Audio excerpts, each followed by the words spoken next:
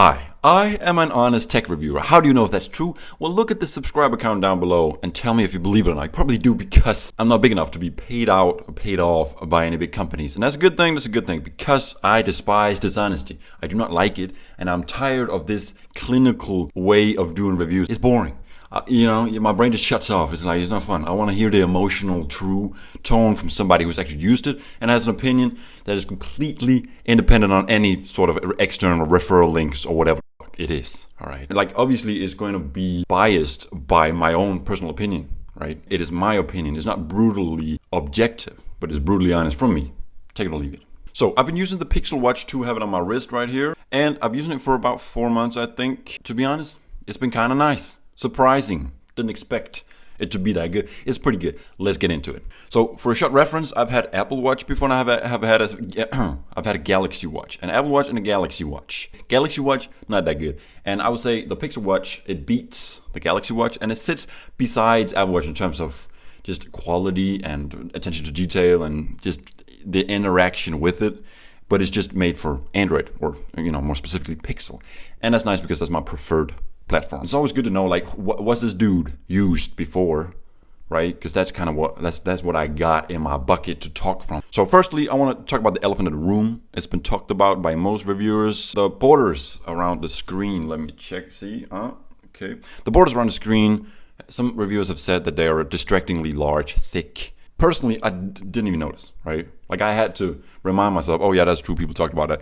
And I'm pretty picky with stuff like this. But in actual practical use case reality of using this watch, it doesn't matter. You're literally just gonna forget about it. Don't let that make you not buy the watch, basically. Because it's not a deal breaker. It should not be a deal breaker. That would be a shame.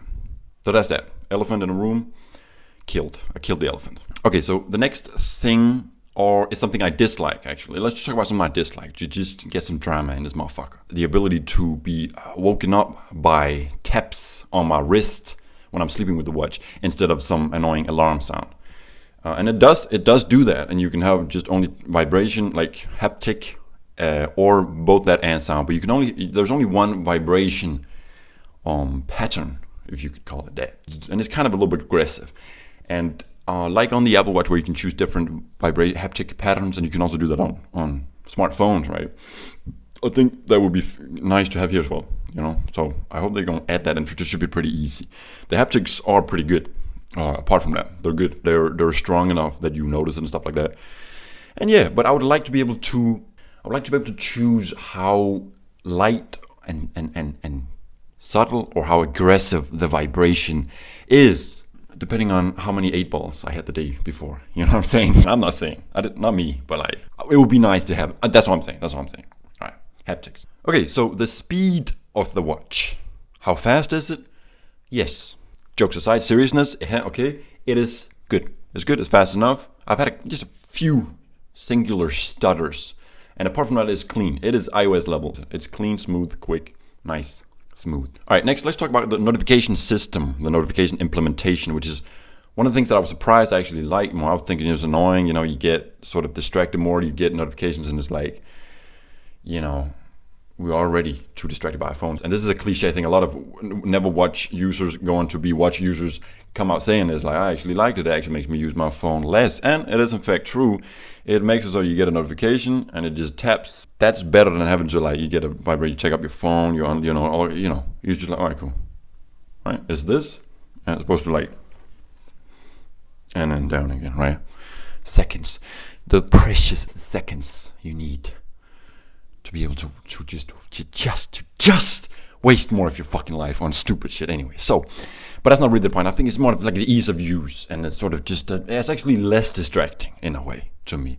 And then I also like to go to the gym and work out, and I like to be able to just quickly have timers on my wrist again, so I don't have to use my phone that much. It's just, it's actually less distracting because you look at your watch for the notification, and then you see, okay, there's just nothing, lay it down again, because there's not a lot else to do on your watch. It's tiny, and it's not that fucking fun. Whereas you take your phone up to check notification, all of a sudden, you're just 17 hours deep in TikTok scrolling. You know what I'm saying? We've all been there, right?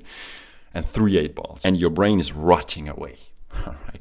Could have been saved if you bought a Pixel Watch. Probably not.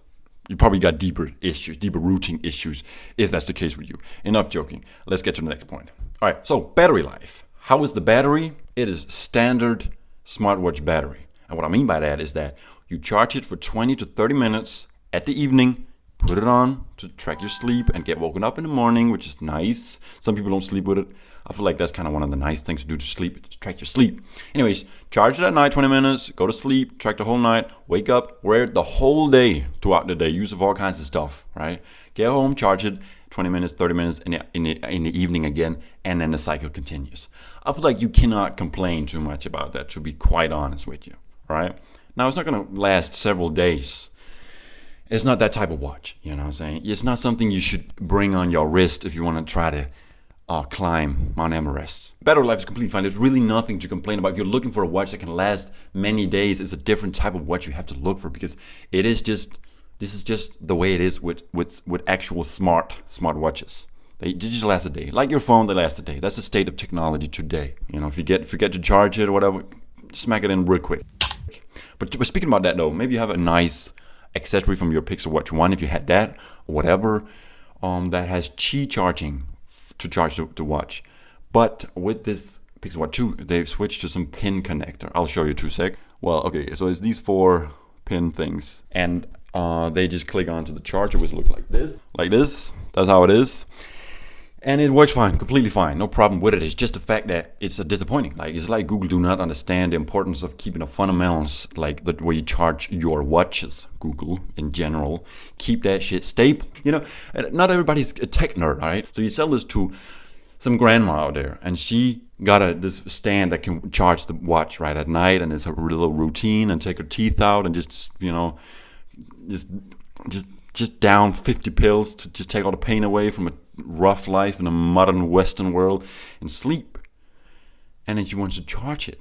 And then she buys a new one. Yeah, you know, upgrade, this and that, you got a good deal. It don't fucking fit on the charger because it's a new system, and she's confused, right? That's bad customer experiences for the regular Joe or grandma type shit. So it's just kind of like, you know, apart from this, it's just a really good watch, a good experience. That's really what I want you to take away, apart from these things. But I just want to point out the things that I am wishing for. It's not something that ruins. It's not no deal breaker. I would recommend this watch to anybody, for real, for sure. But again, I don't care though. You know what I'm saying? Buy it if you want. Buy something else. You know, buy a Xiaomi watch if you want to just. Yeah. So I do miss some more smart features, just some more smart features that we see on for example the Apple Watch, like a stand-up reminder and a water drink reminder and stuff like that. And then there's also a limited sort of circle integration in the Google Fit app, where you want to finish the circles in terms of how many steps. It's how many steps you take and how many heart points you get. But I would like some other rings settings, and then it would be fun to be able to compete with other Pixel Watch users, I guess, but that's probably not a whole lot of people. But I guess Wear OS watch people, right? Could there be some way to have a universal app that can also really compete with Apple Watch users on some third-party app that you both have, something like that? Who knows? But that's a fun element though. I haven't seen any of that activity. Okay, so lastly, I want to talk about the most controversial thing about this watch. It gets mentioned every time it gets reviewed. The thing is, you have to pay for a subscription to get access to the premium, proper sleep tracking, and some other things. The details about what you get access to, not that important. The point is, the thing is, again, the standard setter, the Apple Watch out here, is free to use after you bought it, right? You paid for it, now it's yours. You can use the full functionality of the watch without paying. And Google just comes in here. They just come in here, left side, smack the door, and FBI, open up! And they want you to pay $10 a month for a subscription. Now you get 6 months free when you buy it, so it's fine. The pain hasn't hit me yet from buying it. I don't want to pay $10 a month just to use the features on my watch I already bought, type thing. So that's kind of just, I feel like they should just stop doing that. And they might actually stop doing it once they merge fully into Google. Maybe they just take the Fitbit name and sort of downgrade it in the system and push the Google Fit and the Pixel Watch brand more. And at that point, you know, they should be able to make it free, you know, just scrape some more data from our fitness use cases, right? Scrape some data, right? Sell our fucking data. All right, review done. Decision to buy or not made, hopefully. No? Yes? Don't care. I'm kidding. I want to say thank you for watching, and remember, the financial system that's based on the American dollar is absolutely crashing towards extinction right now behind the facade being propagated by the mainstream media. Please buy some Bitcoin and prepare for Armageddon. Or just buy a Pixel Watch and just savory, sweet, juicy, dibbly fucking enjoy the instant gratification you get from buying that. Even just clicking buy. And it fucking arrives. And just live in the ignorance of blissfulness that you already did. Before I told you this, because who really gives a fuck, right? Have a great day.